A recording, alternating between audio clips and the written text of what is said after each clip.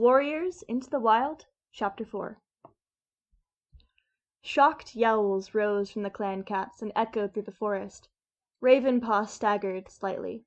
His right foreleg glistened, wet with blood that flowed from the deep gash in his shoulder. "We met 5 River Clan warriors beside the stream, not far from the Sunning Rocks," he went on shakily. "Oakheart was among them." "Oakheart?" Greypaw gasped beside Firepaw. "He is the deputy of River Clan. He's one of the greatest warriors in the forest. Lucky Ravenpaw. Wish it could have been me. I'd have really—" Greypaw was silenced by a fierce glance from the old gray Tom who had first sensed Ravenpaw's return. Firepaw turned his attention back to Ravenpaw. "Redtail warned Oakheart to keep his hunting parties out of ThunderClan territory. He said the next River Clan warrior to be caught in ThunderClan territory would be killed, but Oakheart would not back down. He said his clan had to be fed, whatever we threatened." Ravenpaw paused to wheeze for breath. His wound was still bleeding heavily, and he stood awkwardly to keep the weight off his shoulder. "That's when the River Clan cats attacked. It was hard to see what was happening. The fighting was vicious. I saw Oakheart had Redtail pinned to the ground, but then Redtail—" Suddenly Ravenpaw's eyes rolled in his head, and he lurched sideways. Half scrambling, half falling, he slithered off the high rock and collapsed onto the ground below. A ginger queen bounded towards him and crouched at his side. She licked his cheek briefly and called out, "Spotted Leaf!" Out of the fern-shaded corner trotted the pretty tortoiseshell Firepaw had noticed sitting beside Greypaw earlier. She hurried over to Ravenpaw and mewed for the queen to stand back. Then she used her small pink nose to roll the apprentice over so that she could take a good look at the wound. She glanced up and meowed. "It's all right, Goldenflower. His wounds aren't fatal, but I'll need to fetch some cobwebs to stop the bleeding." As Spotted Leaf sprinted back to her den, the hushed silence in the clearing was broken by a mournful howl. All eyes turned to the direction it had come from. A massive, dark-brown tabby staggered through the gorse tunnel. Between his sharp teeth the warrior held not prey, but the lifeless body of another cat. He dragged the tattered creature into the center of the clearing. Firepaw craned his neck and glimpsed a flash of bright ginger tail hanging limply in the dust. Shock rippled through the clan like a chill breeze. Beside Firepaw, Greypaw dropped into a crouch as grief swept over him. "Redtail." "How did this happen, Tigerclaw?" demanded Bluestar from her position on the high rock. Tigerclaw let the scruff of Redtail's neck fall from his mouth. He looked steadily back at Bluestar. "He died with honor, struck down by Oakheart. I couldn't save him, but I managed to take Oakheart's life while he was still gloating over his victory." Tigerclaw's voice was strong and deep. "Redtail's death was not in vain, for I doubt we'll see River Clan hunters in our territory again." Firepaw glanced at Greypaw. The apprentice's eyes were dark with sadness.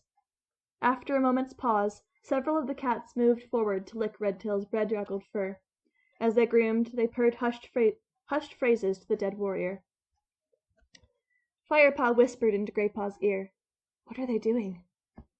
Greypaw didn't take his eyes off the dead cat as he replied, "His spirit may have left to join StarClan, but the clan will share tongues with Redtail one last time."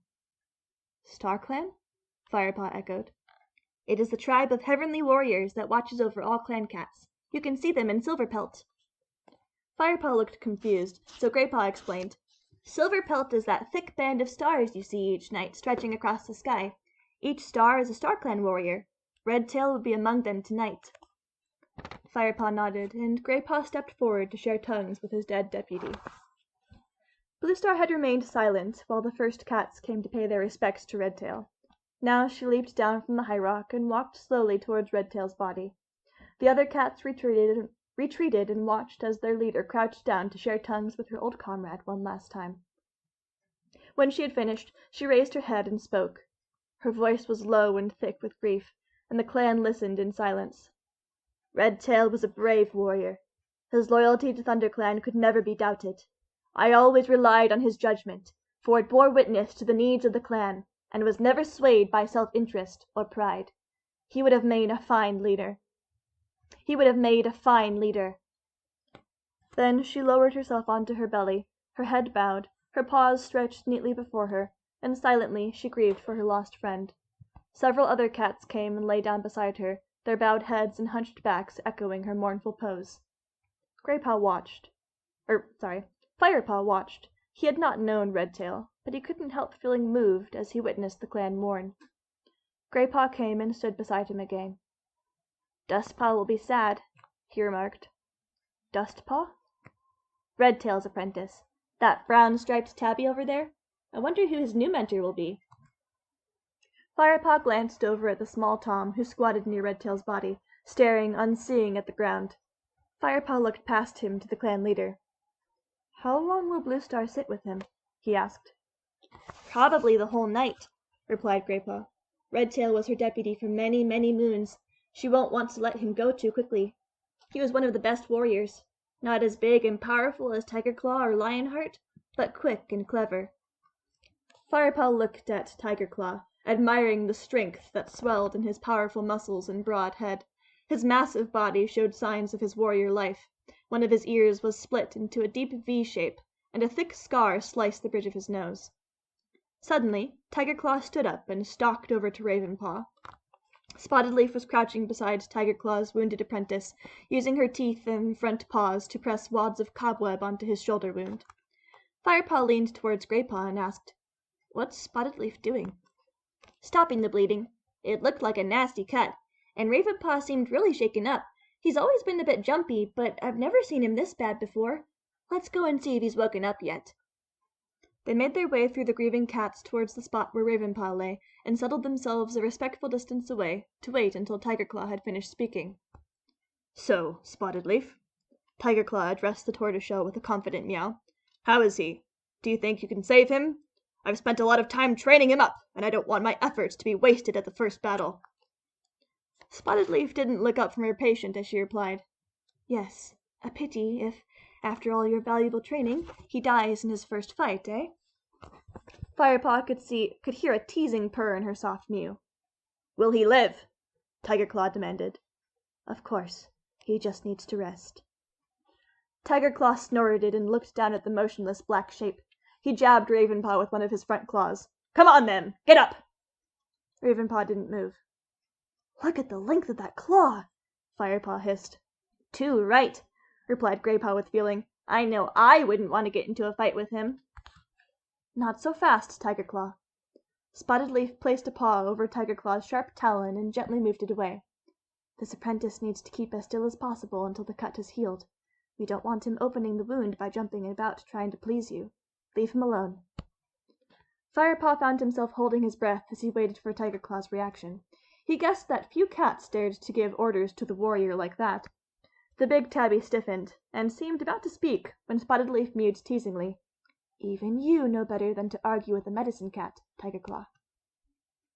Tigerclaw's eyes flashed at the little tortoiseshell's words.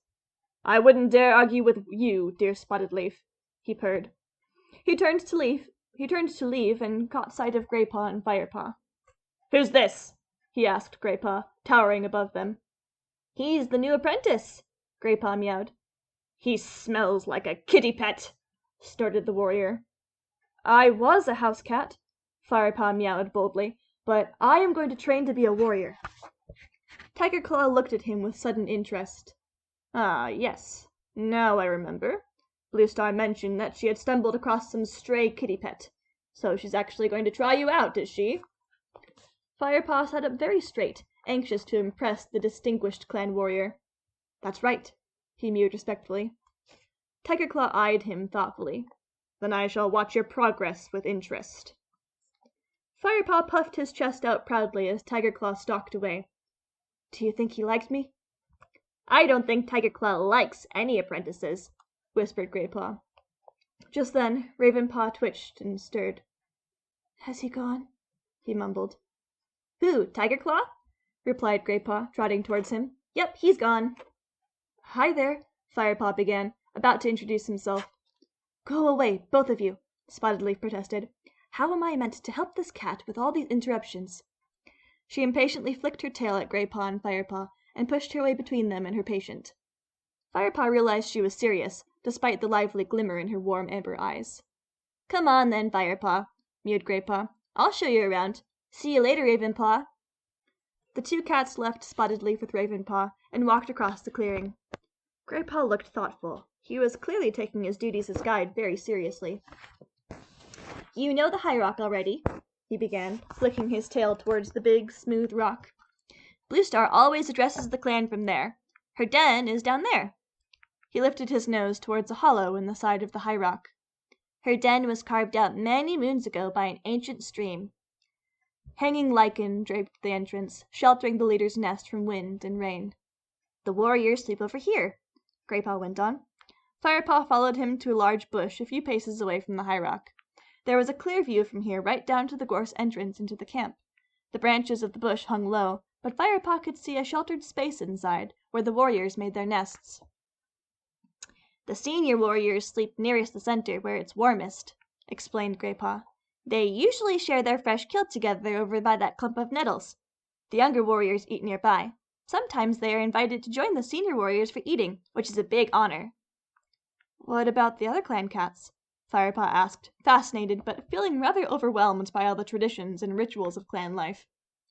"Well, the queens share warrior quarters when they work as warriors, but when they are expecting kits or nursing them, they stay in the nest near the nursery. The elders have their own place on the other side of the clearing. Come on, I'll show you." Firepaw trotted after Graypaw across the clearing, and past the shadowy corner where Spotted Leaf had her den. They stopped beside a fallen tree that sheltered a patch of lush grass. Crouched among the soft greenery were 4 elderly cats tucking into a plump young rabbit. "Dustpaw and Sandpaw would have brought them that," whispered Graypaw. "One of the apprentice's duties is catching fresh kill for the elders." "Hello, youngster," one of the elders greeted Graypaw. "Hello, Small Ear," mewed Graypaw, nodding respectfully. "This must be our new apprentice, Firepaw, isn't it?" meowed a second Tom. His patchy fur was dark brown, and there was only a stump where his tail should have been. "That's right," Firepaw replied, copying Graypaw's polite nod. "I'm Half-Tail," purred the brown Tom. "Welcome to the clan." "Have you two eaten?" meowed Small Ear. Firepaw and Graypaw shook their heads. "Well, there's enough here. Dustpaw and Sandpaw are turning into fine hunters. Would you mind if these youngsters shared a mouse, One Eye?" A pale gray queen who lay beside them shook her head. Firepaw noticed one of her eyes was clouded and sightless. "What about you, Dappletail?" The other elder, a tortoiseshell she-cat with a gray muzzle, meowed in a voice cracked with age. "Of course not." "Thank you," mewed Graypaw eagerly. He stepped forward and took a large mouse from the pile of prey, then dropped it at Firepaw's feet. "You still haven't tasted mouse?" he asked. "No," Firepaw admitted. He suddenly felt excited by the warm smells that were rising from this piece of fresh kill. His whole body quivered at the thought of sharing his first real food as a clan member. "In that case, you can have first bite. Just save me some." Graypaw dipped his head and stood back to give Firepaw room. Firepaw crouched down and took a large bite from the mouse. It was juicy and tender, and sang with the flavors of the forest. "What do you think?" asked Graypaw. "Fantastic," mumbled Firepaw, his mouth still full. "Move over, then," mewed Graypaw, stepping forward and bending his head to take a bite. As the 2 apprentices shared the mouse, they listened to the elders talk amongst themselves. "How long before Bluestar appoints a new deputy?" asked Small Ear. "What did you say, Small Ear?" mewed One Eye. "I think your hearing has become as poor as your eyesight," snapped Small Ear impatiently. "I said, how long before Bluestar appoints a new deputy?" One Eye ignored Small Ear's irritated reply and spoke instead to the tortoiseshell queen. "Dappletail, do you remember the day many moons ago when Bluestar herself was appointed deputy?" Dappletail mewed earnestly. "Oh, yes. It was not long after she lost her kits." "She'll not be happy to be appointing a new deputy," Small Ear observed. "Redtail served her long and well, but she'll need to make up her mind quickly. According to clan custom, the choice has to be made before moon high after the death of the old deputy." "At least this time the choice is obvious," mewed Half-Tail. Firepaw raised his head and looked around the clearing. Who could Half-Tail mean? To Firepaw, all the warriors looked worthy of becoming deputy. Perhaps he meant Tigerclaw. After all, he had avenged Redtail's death. Tigerclaw was sitting not far off, his ears angled towards the elders' conversation. As Firepaw stretched with his tongue to lick the last traces of mouse from his whiskers, Bluestar's voice called from the high rock. Redtail's body still lay at the clearing below, pale gray in the fading light. "A new deputy must be appointed," she meowed. "But first, let us give thanks to StarClan for the life of Redtail. Tonight he sits with his fellow warriors among the stars." Silence fell as all the cats looked up into the sky, which was beginning to darken as evening crept over the forest. "And now I shall name ThunderClan's new deputy," Bluestar continued. "I say these words before the body of Redtail, so that his spirit may hear and approve my choice." Firepaw looked at Tigerclaw. He couldn't help noticing the hunger in the big warrior's amber eyes as he stared up at the high rock. "Lionheart," meowed Bluestar, "will be the new deputy of ThunderClan." Firepaw was curious to see Tigerclaw's reaction, but the dark warrior's face revealed nothing as he moved to congratulate Lionheart with a nudge so hearty that it almost pushed the golden tabby off balance. "Why didn't she make Tigerclaw deputy?" Firepaw whispered to Greypaw. "Probably because Lionheart has been a warrior longer, so he has a lot more experience," Greypaw murmured back, still looking up at Bluestar. Bluestar spoke again. "Redtail was also a mentor to young Dustpaw. Since there must be no delay in the training of our apprentices, I shall appoint Dustpaw's new mentor immediately. Darkstripe, you are ready for your first apprentice, so you will continue Dustpaw's training. You had a fine mentor in Tigerclaw, and I expect you to pass on some of the excellent skills you were taught."